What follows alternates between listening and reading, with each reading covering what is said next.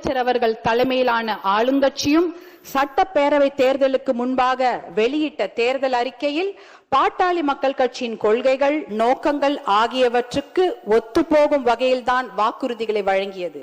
குறிப்பாக அனைத்து சமூகங்களுக்கும் விகிதாச்சார பிரதிநிதித்துவம் வழங்க சாதிவாரி சர்வே நடத்தப்படும், மகளிர் பாதுகாப்பை உறுதி செய்ய நடவடிக்கை, மது வணிகத்தை கட்டுப்படுத்த நடவடிக்கை, வேளாண் விளை பொருட்களுக்கு நியாயமான கொள்முதல் விலை, அரசு மற்றும் தனியார் வேலைவாய்ப்புகளை அதிகரித்தல், தனியார் துறை வேலைவாய்ப்பில் உள்ளூர் இளைஞர்களுக்கு 75% ஒதுக்கீடு வழங்கும் நிறுவனங்களுக்கு 2.5% ஜிஎஸ்டி மானியம், 5% மின்சார மானியம் வழங்கப்படும், நதிகள் இணைப்பு உள்ளிட்ட பாசன திட்டங்கள் செயல்படுத்தப்படும், சுற்றுச்சூழலை பாதுகாக்கவும் மணல் கொள்ளையை தடுக்கவும் நடவடிக்கை எடுக்கப்படும் என்று தமிழகத்தின் ஆளுங்கட்சியும் வாக்குறுதிகளை அளித்திருக்கிறது.